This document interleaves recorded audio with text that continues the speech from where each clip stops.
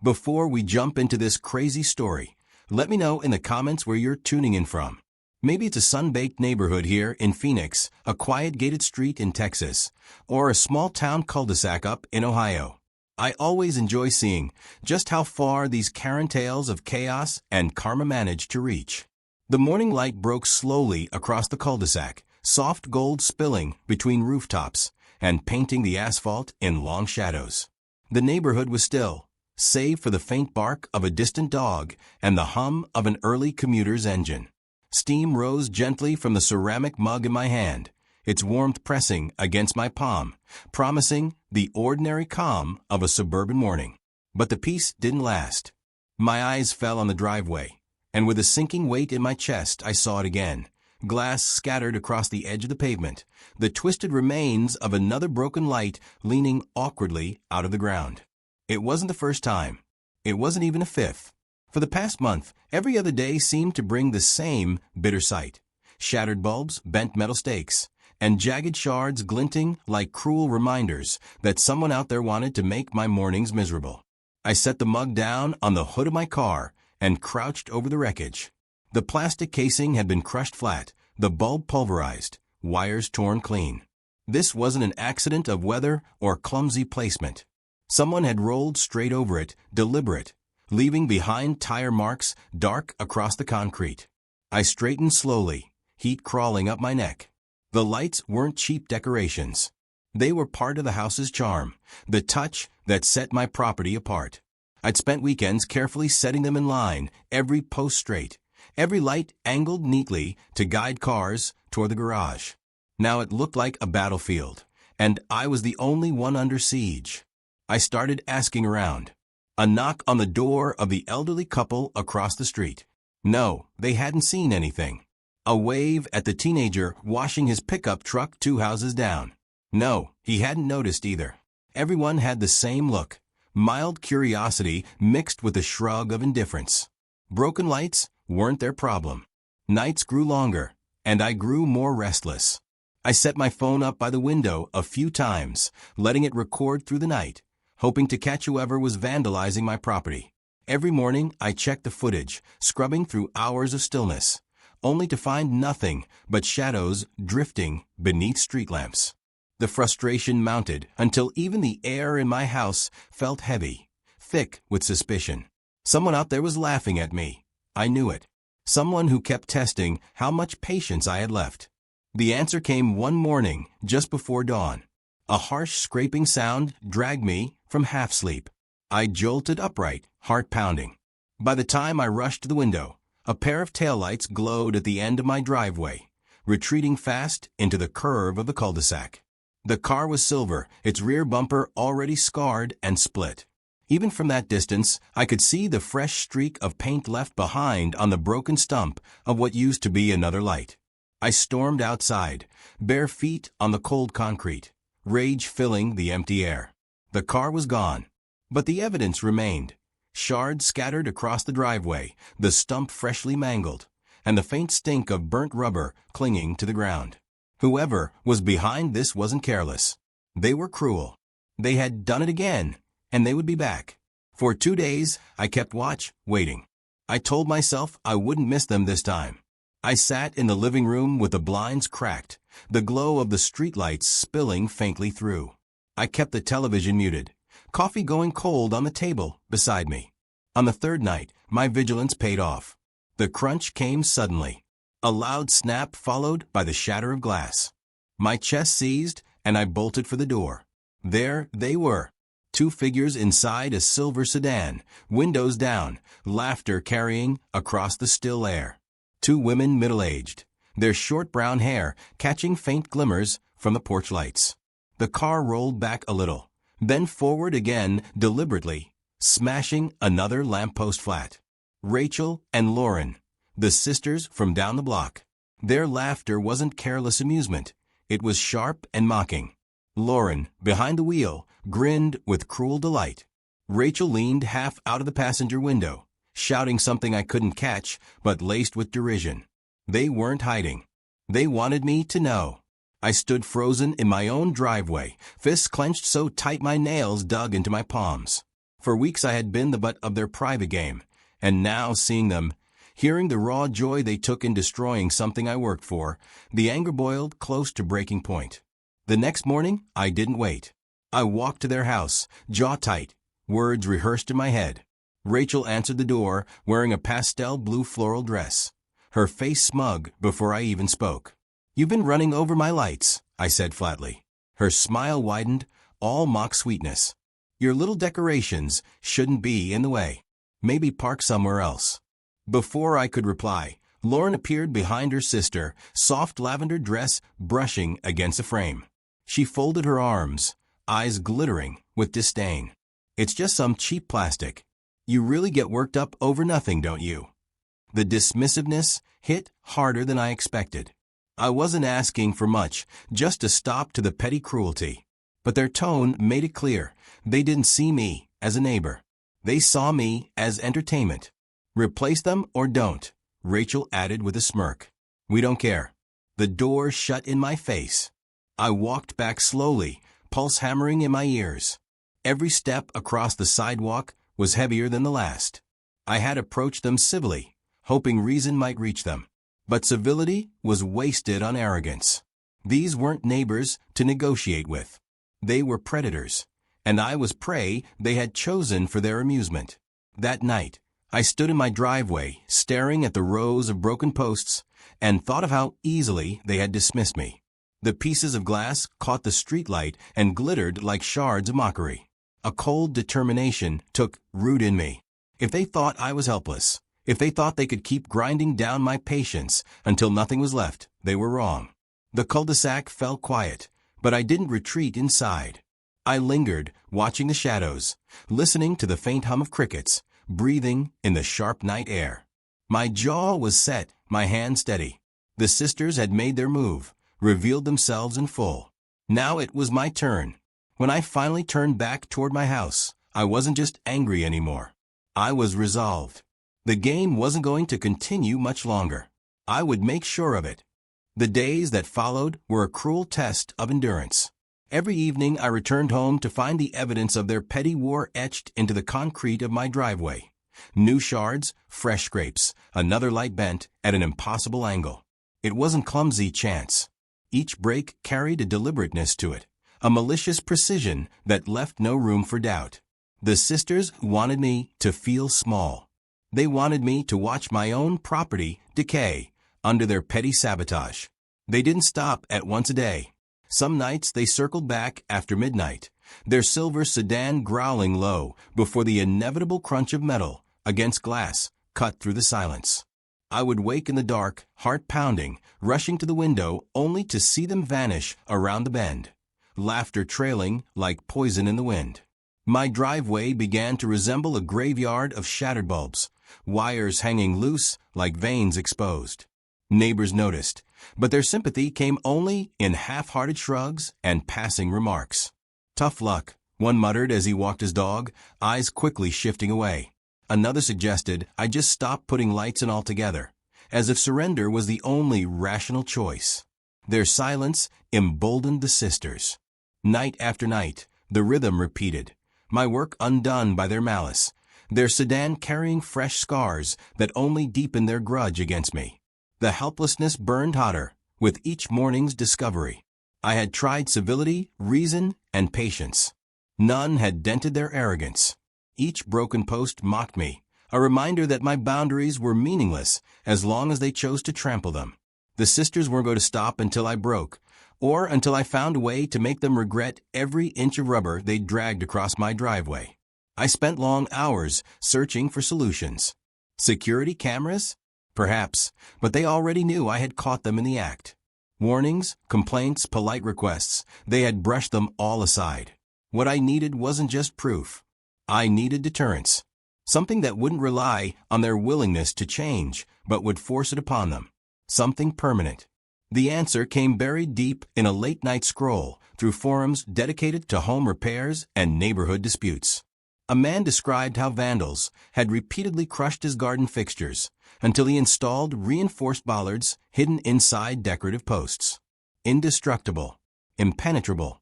The words leapt out at me like a lifeline. If I couldn't stop the sisters from targeting the lights, I could change the game entirely. By the end of the week, heavy crates arrived at my doorstep. Industrial-grade driveway lights, steel cores wrapped in tempered casings, designed to withstand far more force than a sedan's fragile bumper could deliver. I ran my hands along the cold surface, feeling the weight, the certainty of their construction. These weren't fragile ornaments. They were anchors. And once rooted in concrete, they would not bend. The installation took me the better part of a night. I dug deep holes, set the bases, and poured concrete until the posts stood like silent sentinels, waiting for dawn.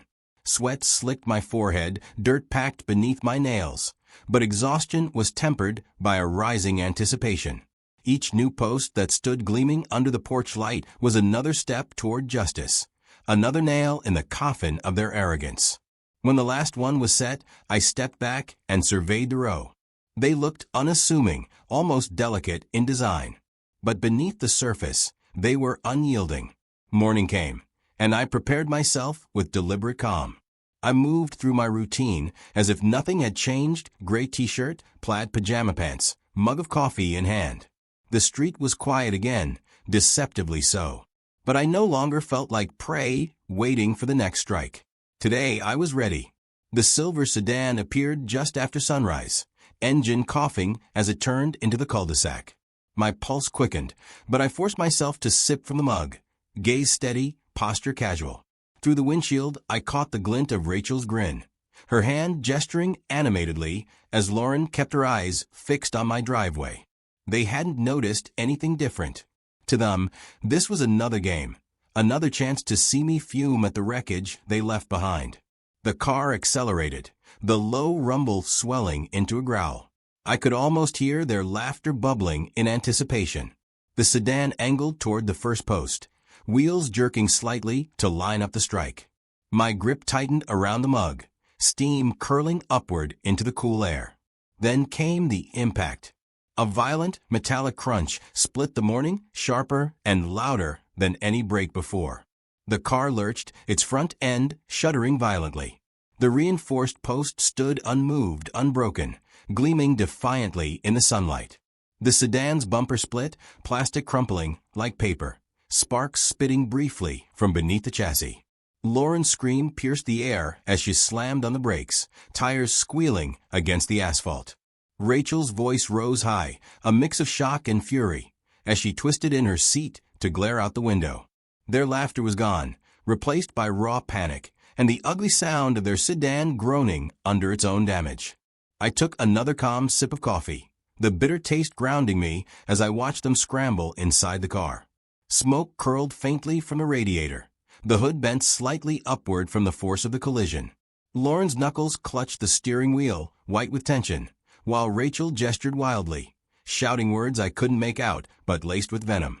For a long moment, the sisters sat frozen in disbelief. Then the driver's door swung open. Lauren stumbled out, her lavender dress wrinkled, her short brown hair sticking to her sweaty forehead. Rachel followed, face flushed crimson with rage, fists balled as though ready to fight the air itself. Their eyes locked on me, standing calm and still at the edge of the driveway. My mug hung loosely in my hand, a smirk threatening the corners of my mouth. They stormed toward me, voices rising, accusations spilling from their lips in incoherent fury. "You set us up," Rachel spat, pointing a trembling finger at the row of unbroken lights. "You'll pay for this damage." Lauren echoed her, voice shrill, eyes wild. "This is your fault. You think you're clever? You're going to regret this." I didn't answer. Not yet. I let their words hang in the air, their fury filling the street, drawing curtains aside as neighbors peeked from their windows. The spectacle had begun, and the stage was set. I met their rage with silence, only raising my mug slightly, sipping as though their chaos was no more concerning than the weather. The smoke thickened from their sedan, its wounded front end hissing and dripping onto the pavement. Behind the sisters, the row of lights stood tall and untouched, gleaming like a silent jury watching the unraveling of their arrogance. The sisters screamed, ranted, gestured wildly, but I felt none of the fear or helplessness that had haunted me for weeks. For the first time since this battle began, I held the ground firmly beneath my feet. They had struck, and this time it was their car, their pride, and their reputation that bore the scars. And as their shrieks cut across the quiet neighborhood, a distant sound joined in, the low wail of sirens rolling steadily closer. The shrill chorus of the sisters' fury filled the cul-de-sac, their voices echoing against garage doors and waking the neighborhood from its quiet morning. Curtains twitched open, blinds lifted just enough for curious eyes to peek through. The spectacle was unavoidable. A battered silver sedan still smoldering at the curb, its head bent, its bumper hanging loose, while two women in floral dresses raged against the calm figure across the driveway. Their anger was volcanic, their words spilling over without restraint. But all it did was sharpen the silence I held like a blade. Rachel stepped forward, her pastel blue dress clinging awkwardly as she jabbed a finger in my face. "You planned this," she shrieked. "Those things are a hazard. You'll pay for damaging our car." Her sister echoed her accusation, voice rising with each syllable. "He thinks he's clever. He's been targeting us. Look at what he did." Lauren gestured toward the undisturbed row of lights, her lavender dress fluttering in the morning breeze. I let the silence hang, their words bouncing uselessly off the walls of the houses around us. Then I slowly lifted my phone, thumb tapping the screen. The image froze them, a video playing, the silver sedan rolling across my driveway nights earlier, headlights glaring, Rachel leaning half out the window, laughing as another light snapped beneath the tires. Their voices, their faces, their cruelty caught in merciless clarity. The crowd of neighbors gathering at the edges of driveways grew bolder. A chuckle rose from somewhere, then another. Phones appeared, recording as the once private torment was dragged into the open. The sisters' expressions twisted from fury to unease, their shouts faltering as they realized the weight of eyes on them. And then came the sirens, slow at first, then louder, commanding the air. Blue and red lights reflected off the silver skin of the broken car as a cruiser turned into the cul-de-sac. Tires crackled over gravel, and the sisters' fury shrank into hurried whispers between them. The police car stopped at the edge of the scene. Two officers stepped out, scanning the wreck, the broken bumper, the pristine row of driveway lights that gleamed like silent witnesses. The taller officer adjusted his belt, voice steady and even. "What's going on here?" Before I could answer, Rachel lunged into speech, her words tumbling out in frantic gasps. "He set us up. He put these things in our way. And now look at our car. He's the one who should be in trouble." Lauren nodded furiously, adding, "It was an accident. We were just driving, and he made it impossible." Their desperation filled the air, but the officer's raised palm cut through it like a gavel. "Enough. One at a time." His eyes shifted toward me. "Sir." I handed him the phone without a word. He watched, his face unreadable. As the video unfolded, nights of reckless laughter, deliberate swerves, headlights gleaming against shattering glass. Rachel's voice rang out clear from the speaker, mocking, triumphant. Lauren's face was lit by the glow of mischief, her hand steady on the wheel. The officer replayed a section, then lowered the phone, gaze hardening. "So," he said slowly, "you've been deliberately damaging his property." Rachel's face blanched, though she scrambled for words. "That's not we didn't mean." Lauren stepped in, her voice cracking under the strain. "It was just harmless fun. Look, nobody got hurt. He's making a big deal out of nothing." The officer shook his head. "Harmless? That's repeated property damage, reckless driving, and harassment. You're lucky no one was injured." He turned back to me. "We'll need your statement and a copy of this footage." Rachel's composure shattered then. She threw her arms up, voice breaking into a screech. "This is ridiculous. We're the victims here. Look at our car." The officer's reply was cold and final. "You did that to yourselves." Neighbors edged closer, murmuring among themselves, recording every word. The sisters' humiliation grew heavier with each second, their reputations unraveling in real time. The sedan, once their weapon, now stood as their ruin, It stood bent like a bowing head, smoke still curling from beneath. A tow truck arrived, summoned by the officers. The hiss of hydraulics filled the air as the battered car was hoisted onto the flatbed, its wounded frame creaking in protest. The sisters' pleas grew shriller, more desperate, but the officers ignored them, scribbling citations, handing them tickets that trembled in their grasp. Rachel turned on me one last time, her voice hoarse from shouting. "You'll regret this. You think this is over, but it's not." I finally let a smirk curl across my lips. My voice was steady, almost casual.